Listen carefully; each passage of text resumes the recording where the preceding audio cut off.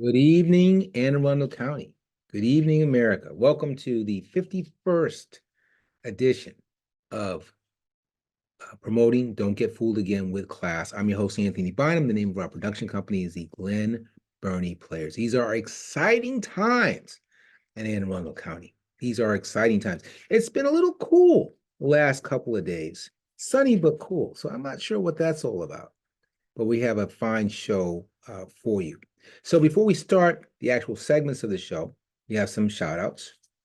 First, we want to shout out to all our affiliates. So for Anne Arundel Cable Access or AAC TV, thank you for running our show. For the Greenbelt Cable Access, that's in PG County, thank you for running our show. For Amherst Media in Amherst, Massachusetts, thank you for running our show. For Manhattan Neighborhood Network, we're waiting. We're excited. We're waiting for that green light so we can air the first episode we've sent, which is Marilyn Men in the Cloth. So we know that time is coming. Now, as far as giving credit where credit is due for today's show, I know that's a little out of order, but why don't we just stay there? We have Wikipedia to thank, but also UnitedStates.com, or rather UnitedStatesFlag.com, and also Scholastic Teachables. And I'll talk a little bit about that a little later. Now, we do have some other information. Goings-ons, right? So tomorrow, which is the 27th, I'm going to be traveling to Riva Trace Baptist Church. That's 475 West Central Avenue in Davidsonville. They have their Spring Family Festival. That should be a lot of fun. Usually there's food to eat at these things, and I saw something about performers. I'm always excited about seeing somebody else who can play an instrument or sing a song or dance, all those types of things. So I'll be out there tomorrow for that.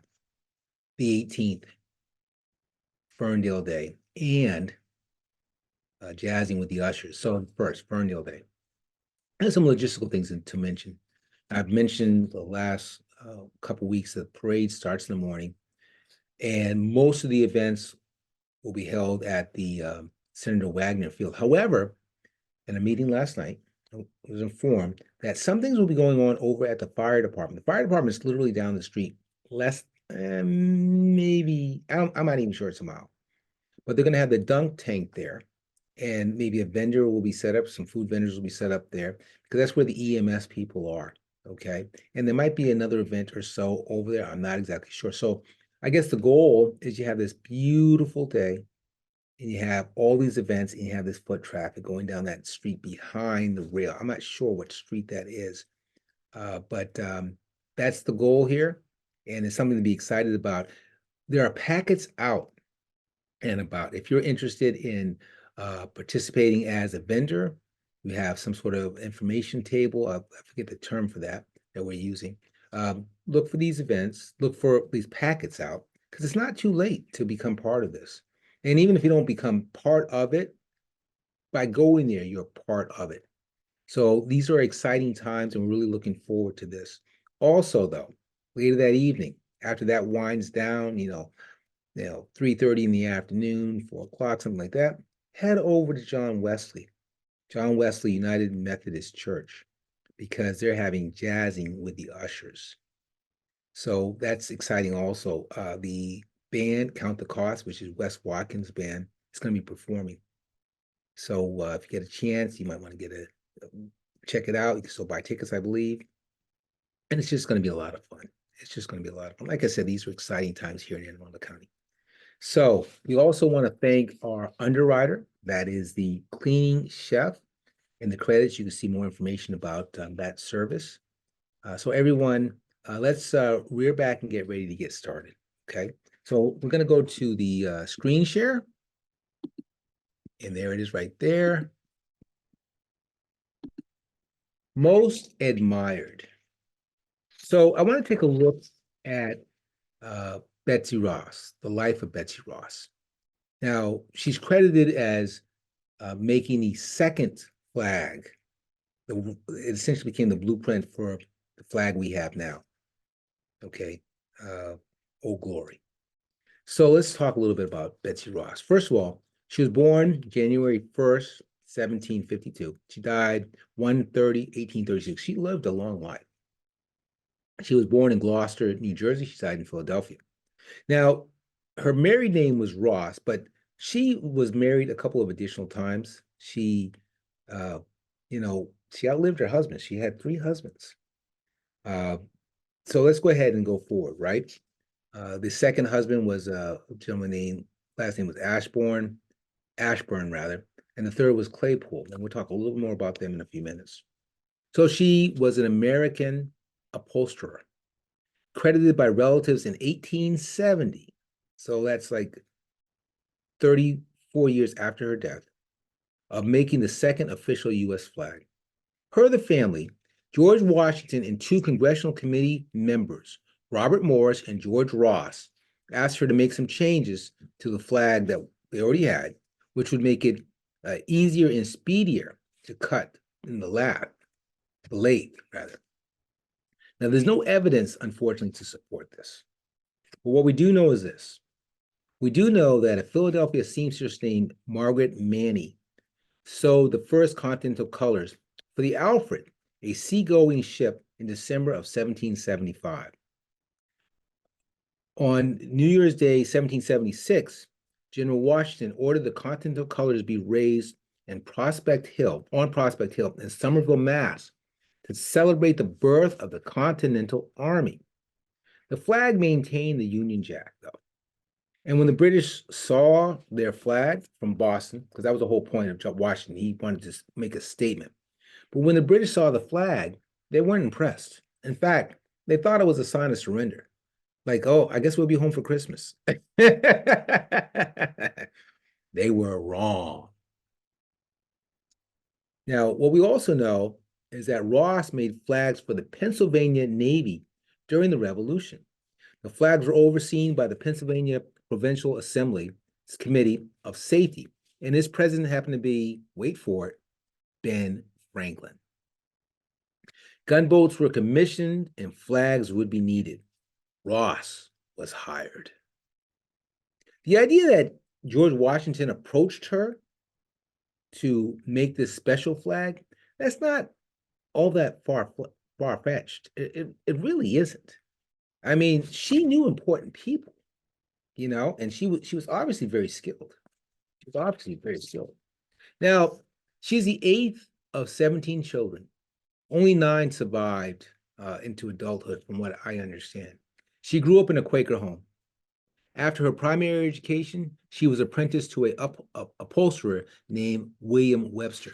Now, this is interesting because I'd always thought that only boys were apprenticed, but she was apprenticed. Maybe that was just the Quaker way. I don't know. But she learned obviously from somebody who knew what they were doing, right? Her first husband was a John Ross. He was a nephew of George Ross Jr., who was a signer of the U.S. Declaration of Independence. He died early during the Revolutionary War. Accounts vary as to his death.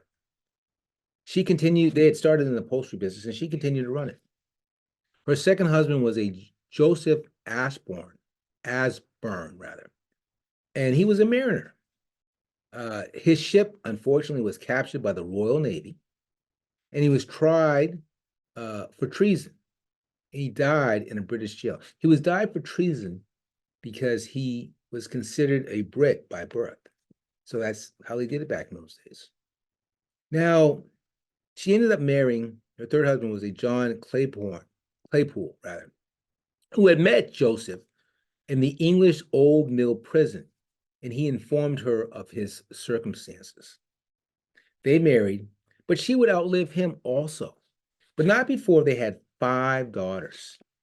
Now, he died in 1817, and, she just continued the business. So you see some pictures here of her at work. And again, we don't have the date she completed it. We don't have the signature. We don't have the authenticity, et cetera, et cetera. But is it really all that strange or all that crazy a leap?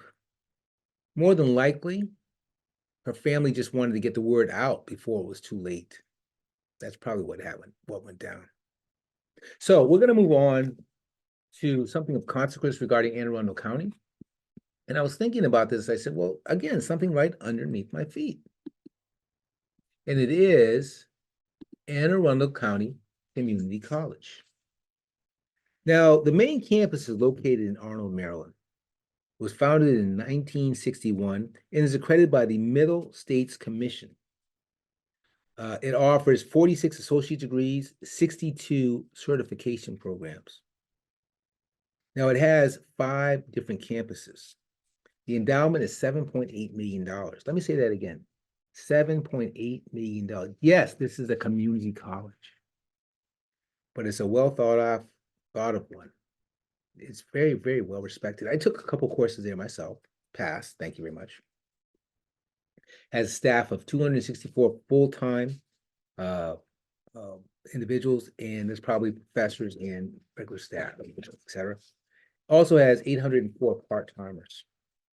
The nickname of the mascot is the River Hawks, and the current president is a Don Lindsay. Now, what I want to do now, I'm actually going to go back to the last picture. Go push it once and push it again, because what I want to do is I want to read a poem. Now, this is with the Scholastics Teachables. Remember I said I had a word about them I was going to share with you? So first I want to read the poem. It's called Betsy's First Flag. Long ago there lived a woman, and her name was Betsy Ross. Her land had 13 colonies, and England was their boss. One day a man asked Betsy, "Will you make a flag for me?" So Betsy sewed the stars and stripes to show her land was free. Many people tell this story of first red, white, and blue. Betsy's flag helped make a country, and now guess who lives there? You.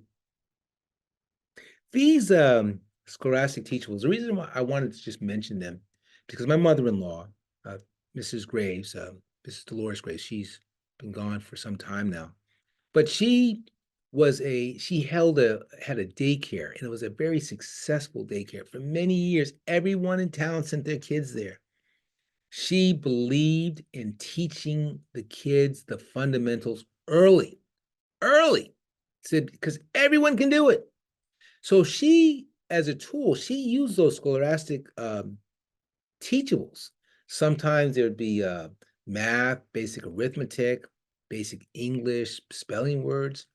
And I remember I would grab some of those in her basement. She wasn't using anymore, of course, with her permission, of course. And I would bring them to the house because they were so good. The fundamentals are important in whatever you do in life. The building blocks, and Scholastic offers those building blocks. So I just wanted to mention that. Okay, with that, we're going to stop sharing. So just to recap, these remain exciting times here in Arundel County. A little chilly today, but it'll warm up. And we have things going on tomorrow, things going on the 18th. So for everyone here, the Glen Burnie players. Oh, one more thing. Very important, very important.